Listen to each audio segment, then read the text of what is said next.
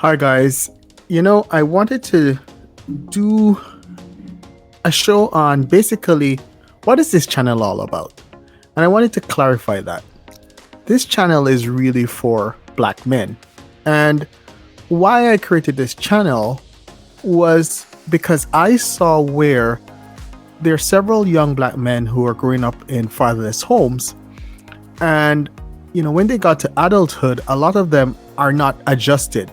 And that's a problem, and it's a problem for the black community. It's a problem for the greater society because they have two channels that they can go on. I mean, and when I say channel, two streams, they could either become players or they can become what we're calling now simps. And the problem what I find is being the definition of simp is not clearly defined. So therefore, what we end up with is, this culture of being players. And the consequence of being players is actually that we have another failed generation and we're still behind in income and a whole bunch of things. And the thing is that if the definition of simp is a man who is looking to care for a woman and one day, have a stable family, become a father, then the fact of the matter is that we need to have that third channel, that third stream that says, hey, a traditional man, because that's what built society. And let us not fool ourselves. I'm originally from Jamaica. I live in Canada now. Jamaica is in dire poverty and we have a high fatherless rate. Like it is extremely high. People in the lower income brackets hardly ever get married. And so, a matter of fact, I can't remember, there was some statistic that up to, I think it was a quarter of Jamaican mothers don't know who the father of the child is. And that creates poverty because we already know that you need to incubate a child within that family so that they can be successful. So I wanted to just start quickly on the player route. And I want to show Jamie Foxx because growing up, I'm in my 40s. Like Jamie Foxx was there for a long time. Like I started seeing Jamie Foxx in a show called In Living Color, and this was probably back in 92, 93. And so, like from there, Jamie Foxx has been playing the field, and Katie Holmes, I'm older, Dawson Creek, and Garcelle, who was on a show with him. Some show about a comedy about hotels and that. And this guy has been playing the field for years. And when I look at this is, as a young man, that's enticing, right? And I think that, when I look at Fresh and Fit, and they're not the only ones, they're just getting to become the more popular people who are training, who are kind of showing people, hey, if you want to basically make it, and be happy, you got to get your money game up, and then you have to become the prize, and then you can play the field. You know what? I'm going to be honest with you. I came off the market pretty early, and I don't expect everyone to do it. I was off the market in my early 20s, and if I could live my life over, I still think I would be off in my early to mid 20s, because honestly, when I got married, that was the time when I really focused on building myself, building a career, and it was stability, getting stuff together, and a lot of things that a lot of people talk about sex and how important sex is and having a lot of different sex and all that. I didn't find that was necessary for me. I found what was necessary for me was legacy. And one of the things is I do believe that there is a time for a young man to go out there and enjoy himself, especially, but you have to do it safely. I mean, you could leave that playing field with a STD or a baby mother or whatever, and you don't want that, because that's when you lost the game. And so you have to be careful with this, right? But I do see where these guys come in, but I can tell you that after 25, you have to start settling down, because that's when you start to build your legacy. And if you keep playing the field, you keep doing this, you are exposing yourself to a lot of stuff with that. And so that's why I wouldn't encourage it to stay. But between ages 18 and maybe 24, 25, like, I believe it. You need to meet a lot of different people, but don't be a jerk. That's my thought. Just don't be a jerk. Back to Jamie Foxx. Like, this guy, like, he is a forever player, right? And this is when a lot of people see this, this is enticing. I know it's enticing to a lot of people. And honestly, I guys like me who have been married for years, we look on these guys and like, hey, did I make should I be in that field or that? But I actually don't regret it, because I am a father to 2 teenagers, and I need to be there in their life, and I need to give them that example and be that example for them. So for me, this is not the route. Some people, I guess, but this is not the route for me. Doing this when you're rich, I guess it looks more elegant. Doing this when you're poor or middle class, I don't know how much you can manage it, right?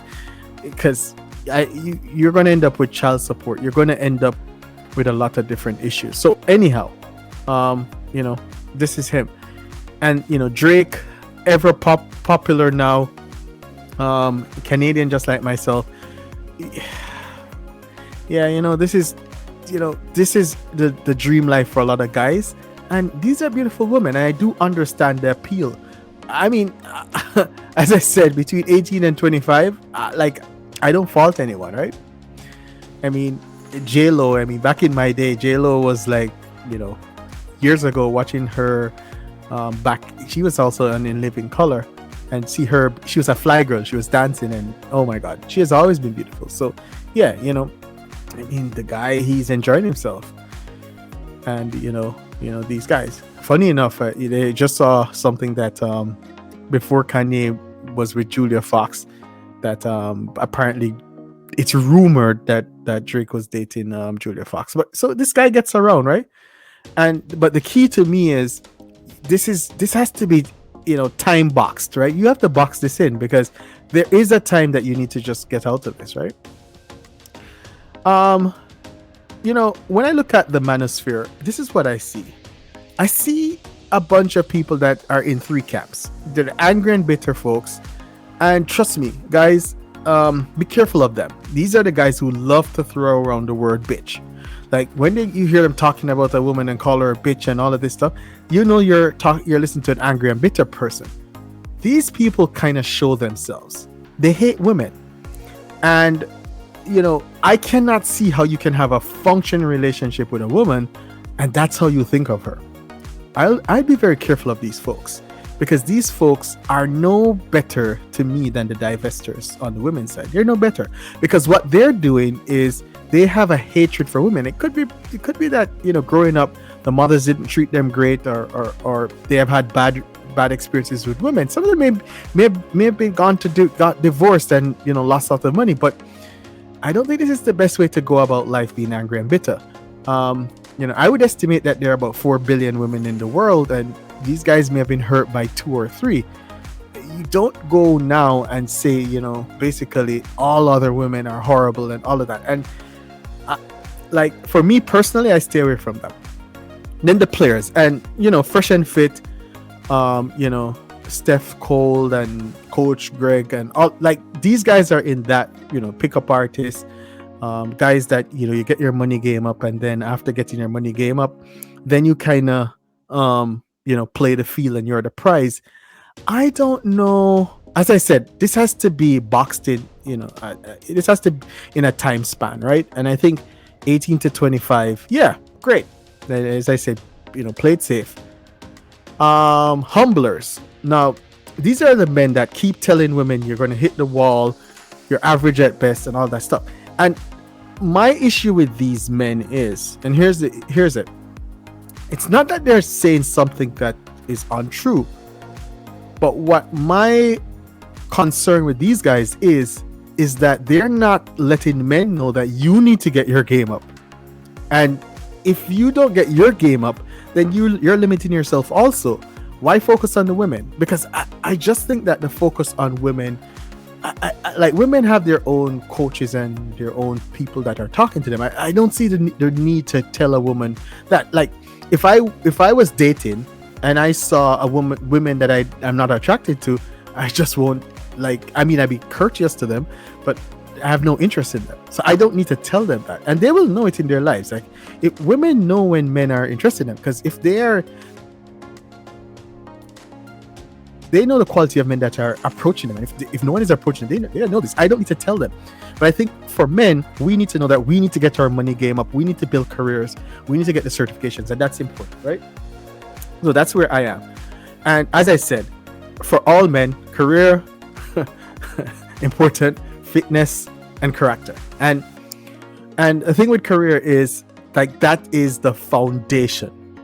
You don't have a career, you could be homeless, right? And women, as they get older, this becomes extremely important to them, that they have someone who is a good partner or a good provider. I think you can be the partner or provider. If you're a provider, you really have a lot of money and you're supporting her. If you're a partner, you're both working together to get stuff done. Fitness, you're going to get sick if you're not fit, and you won't be attracting quality people if you're not fit yourself. I mean, if you listen to one of my old videos, I actually lost a lot of weight just to get into the dating market. And once I did, it was the best thing. I got a beautiful girlfriend that became my wife after this, right? Character, yeah. Character, this is where, that's why I always talk about the angry and bitter. Like, no matter how great you look, no matter how, rich you are, if you have a bad character,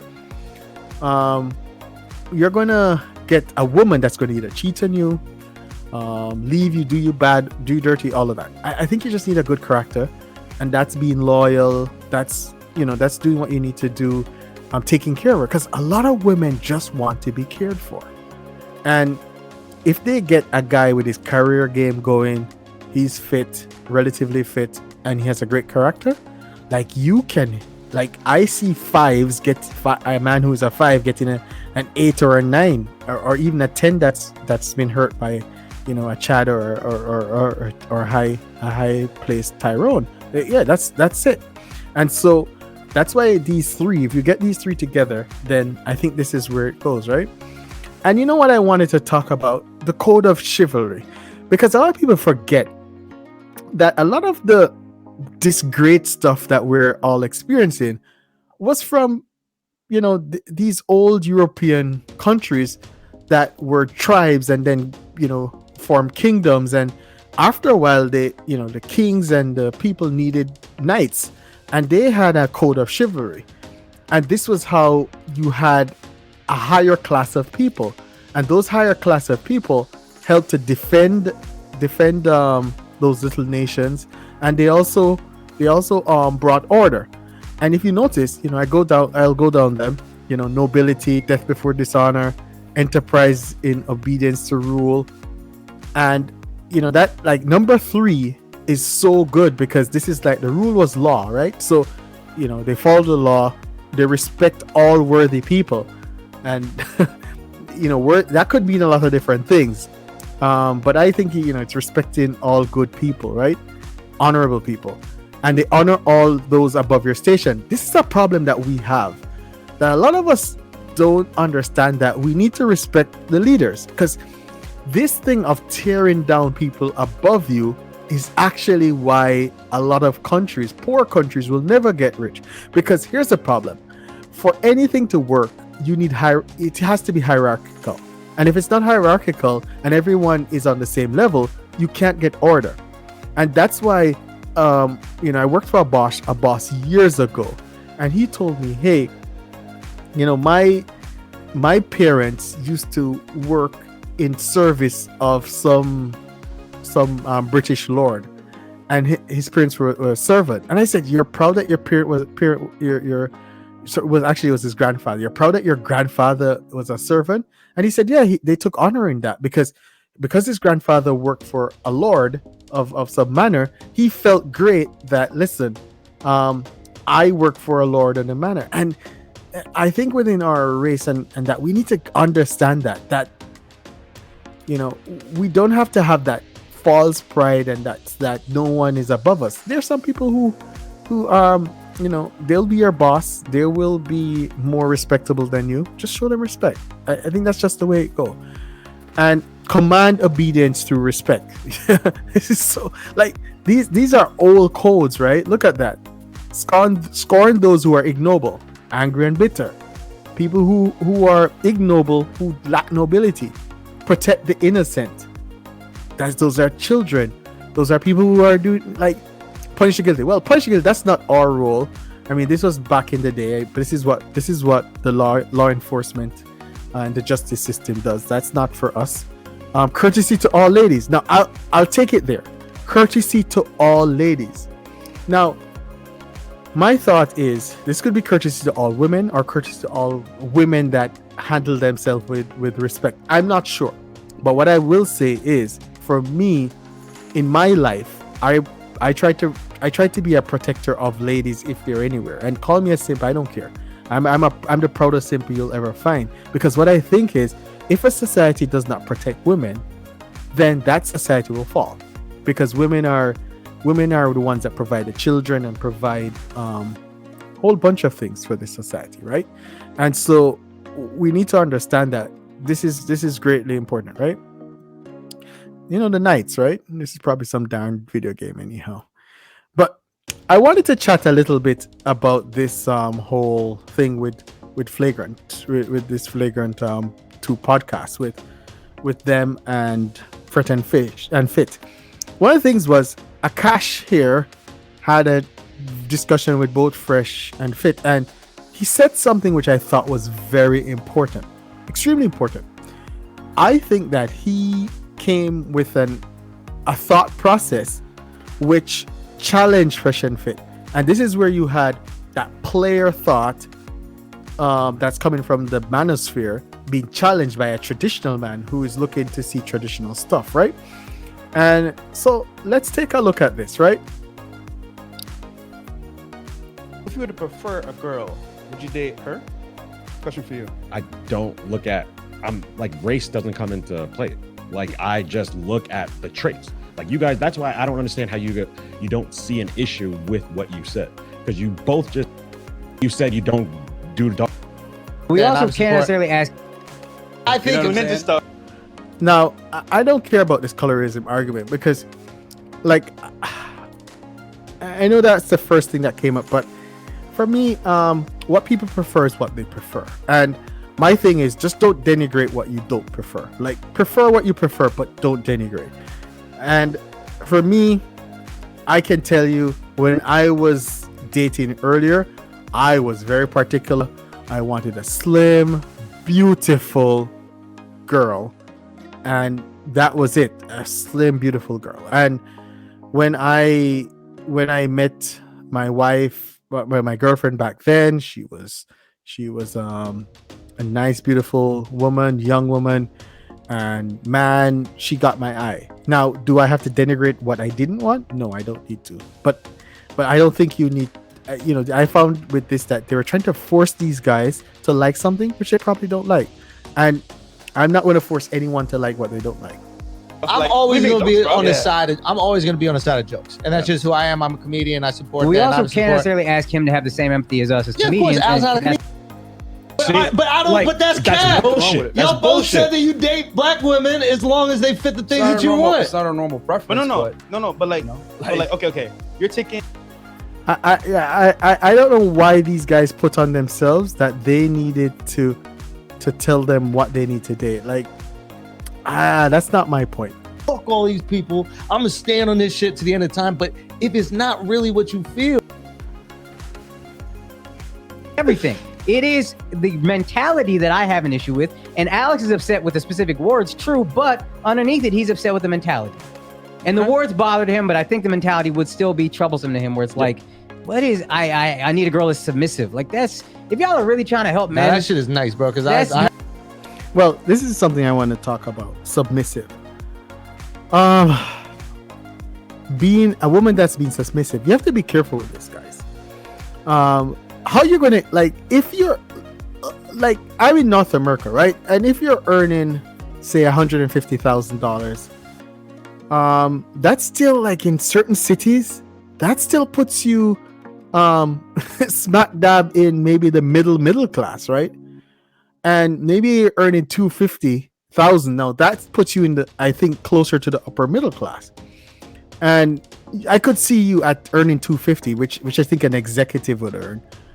I could see you at that point having your wife work from, do whatever she wants, but her income is not important. And then yes, you earn the money. You will have submission because she will say to you, hey, I want to buy this, I want to think of this, I want to do that, and you're consulted. Now if your partners, meaning, which I think a lot of people are, you earn 60, she earns 40 or 50, then you're partners and she'll have her own money, and like you're not going to get her to take her money that she works hard for and tell her what to do with it. So submission comes with I think with your position, right? Your position in a relationship. So I don't know if this necessarily works in the real world, only if you earn enough to do that, right? That's nice. And it's nice, but it's a lot of shit that love Asian is girls. difficult, bro. no, it's fine. A lot of stuff you guys say in general, I think, is stuff that's kind of childish. It is. I saw a clip where you were like, "Oh, the nuclear family's falling apart. What do you do? I don't get married. Just don't get married." You're actually trying to help men. So listen, I don't like how Akash approached this. Like, I think when you're talking as men, you don't say it's childish and all that. You're not getting consensus from that. But let's forget about that for a while. Let's think about what he's saying.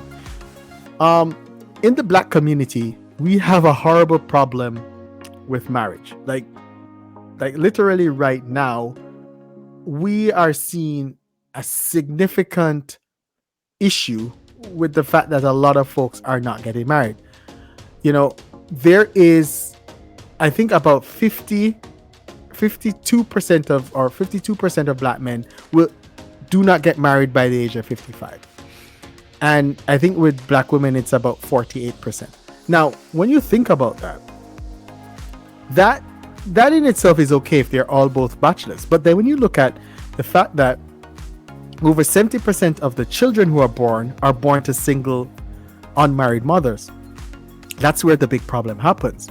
And so what we're having is a lot of young men who are now in their 18 to 25 years, they have never experienced a relationship. So they've never been in a relationship. Like when I was a child, I was there in my parents' relationship. It was not a great relationship for most of the time. I mean, they did argue back and forth. They played a lot of mind games, and they were emotionally abusive to each other. They were, and they were verbally abusive to each other. They rarely were they ever physical abusive to each other. Like that was, I've never I've seen only one situation that I would say, and it was not egregious, but they were in a situation that I could see in a marriage how the ebbs and flows went with a marriage. And they didn't have a concept of love, right? They had a concept of commitment and obligation. So they saw that they had 3 children that they had to take care of, and they need to be a team to take care of those children because they were not rich. They were actually lower middle class. So they knew that if they broke apart the family, they knew that we'd go into poverty. So they stuck together because of that. And after their children left, and the last child left 14 years ago, well, as an adult, they're still together, right? And maybe it's a little tumultuous, but they're still together. But what's important about it all is that having an experience in marriage, and my wife had her experience being in her parents' marriage, and she saw where through her parents' marriage, because her father and mother had their own struggles, and what we both learned from that is a concept of commitment and obligation. The commitment to each other. Then as the children, you have children, and that you have an obligation to those children, to raise those children, to take care of those children, and you have an obligation to each other, to treat each other civilly and work things out. And you'll have hard times. Marriages are tough, and that's when people don't have experience with that. It's so difficult for them to participate in a marriage or participate in a long-term relationship. So that's why I'm saying, if we don't break that cycle, for this generation, the next generation will be worse. And we have to be careful because this is leading to poverty, right? And if I look at this, and just try to take a big picture view of this, look at Black Americans. Black Americans are earning, and this was back in 2018, 41,000. I think it's up now to maybe about 44,000. But and look at Hispanic, 51. Look at whites, 70,000. Think about it for a while. Why would we think right now is the best time to speak against marriage? Because what's happening is a lot of single households, and they don't earn enough money because they can't even pool together. Then look at the right-hand side on wealth, their savings, the value of their house. Look at the glaring difference, $13,000 versus $149,000. And I can tell you, if you work together with your wife as a partner, you can it's easy to get to 149, 200,000 after a few years of just being frugal and prudent with your stuff. But do it on your own, you can't do it because you can barely make it on your own. And so that's why my problem is that this argument is nonsensical. So I do understand why Akash would say it's childish. I do understand why he says it's childish. And are you talking to fucking incels who are 18 years old? You know what I mean? That's some shit you say to college. I'm gonna turn you from a simp to a pimp. All right, bro. Can we grow up? And this is another thing. So simp to a pimp. Now, we need to understand that this is the other joke that we need to look at, right? Let's retire this nonsense about simps, right? Like, is a simp really just a knight? Someone who is nice? Now, I'm not mixing up a simp with someone who is trying to do all of this because they're trying to score a woman. No, I'm thinking about someone who just understands that in society, women should be protected.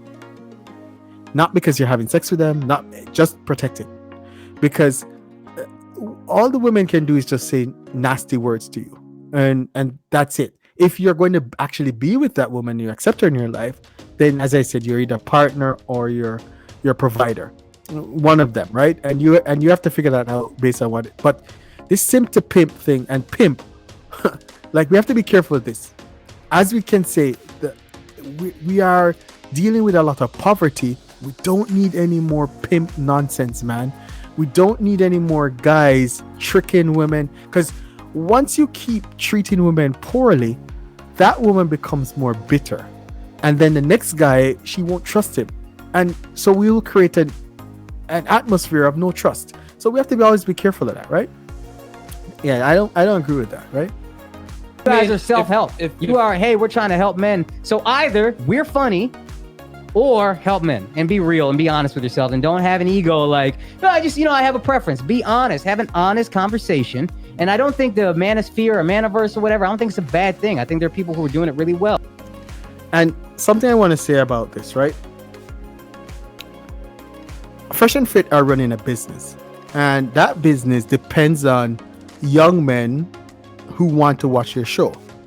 If they have a show that's speaking about improvement or self-improvement, and that's the main show, their show will flop in no time, because no one wants to sit on a Friday night or late in the night to watch anything about self-improvement. I don't even know if anyone made it this far with my video.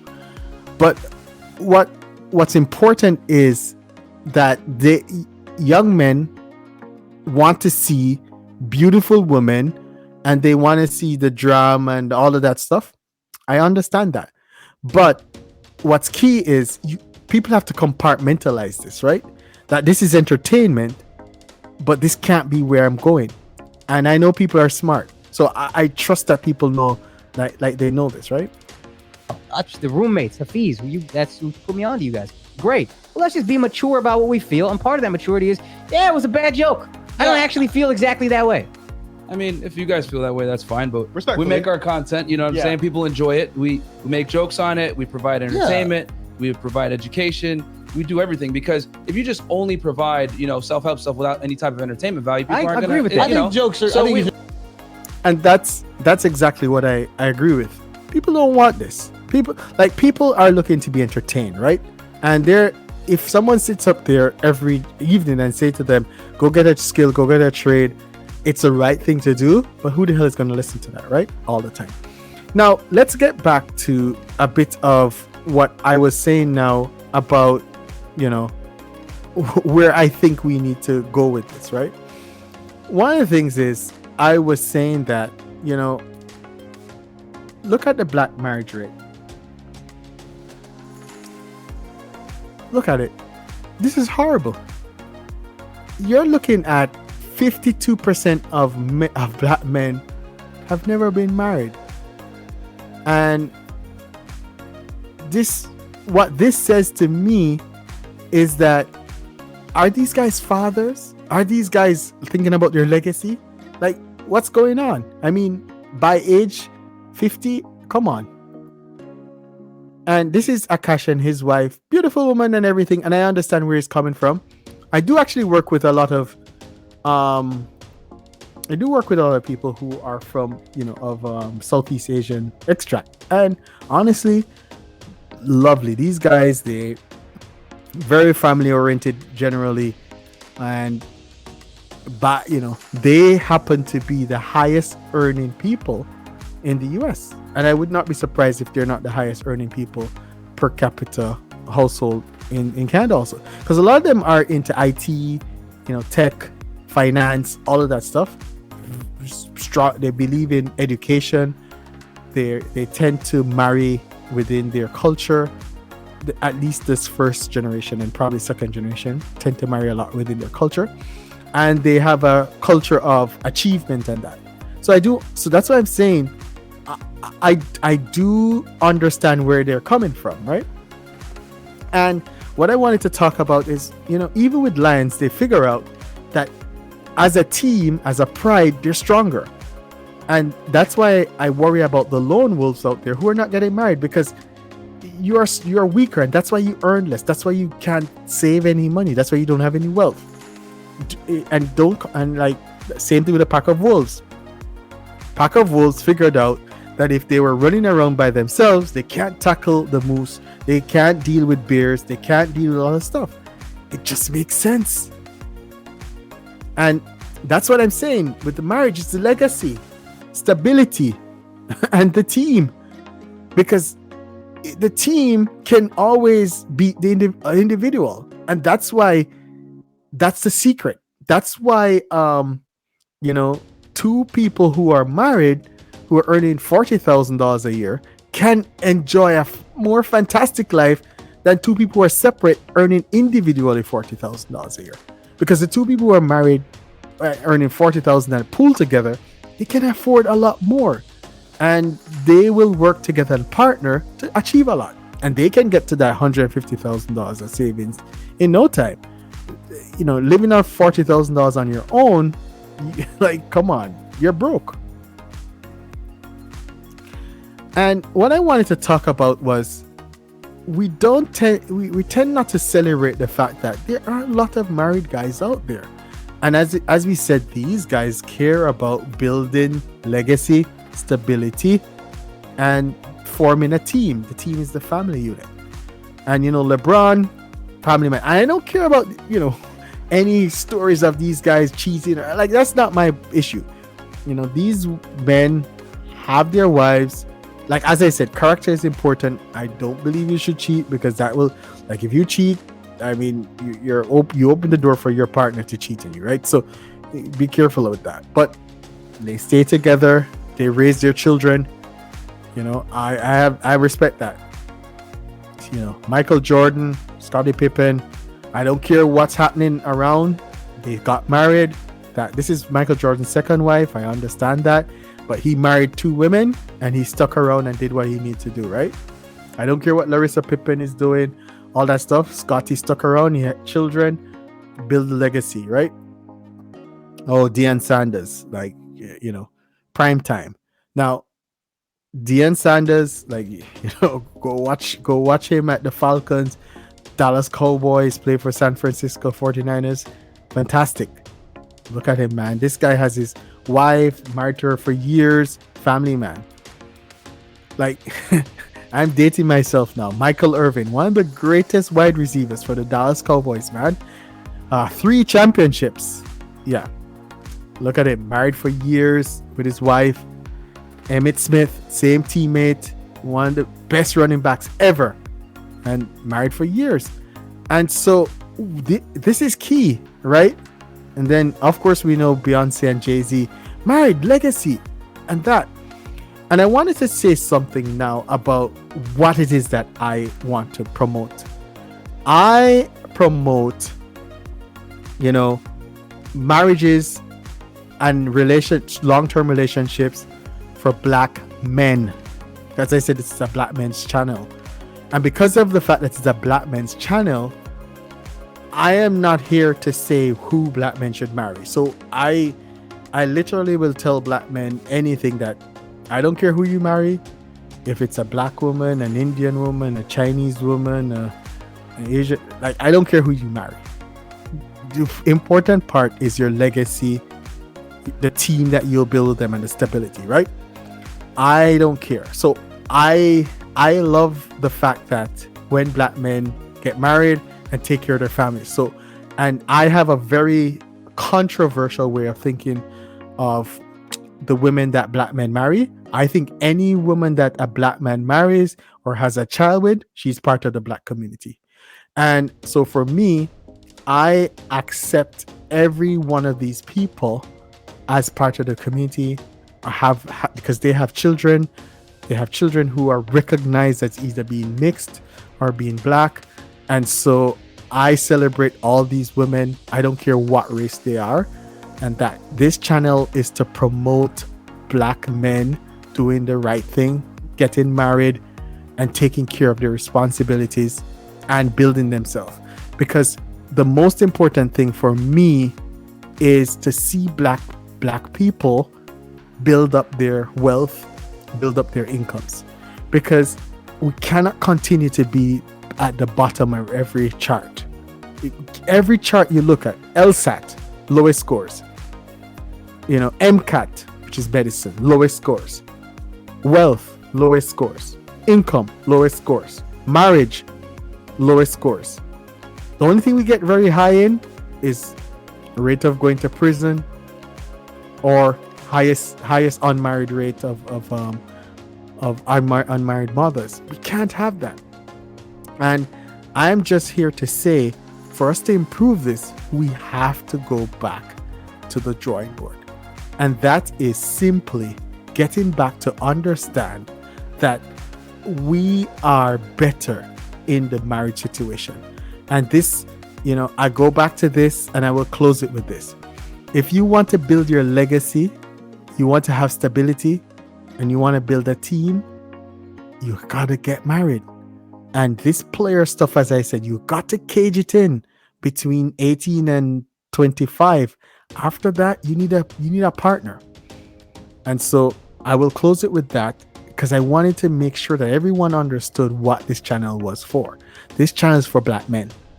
And this is for Black men and their mates. And I don't care what their race is. That's our mate. That's what's going to build this community back, right? So thank you guys. And until the next one, please like and subscribe. Thanks, guys.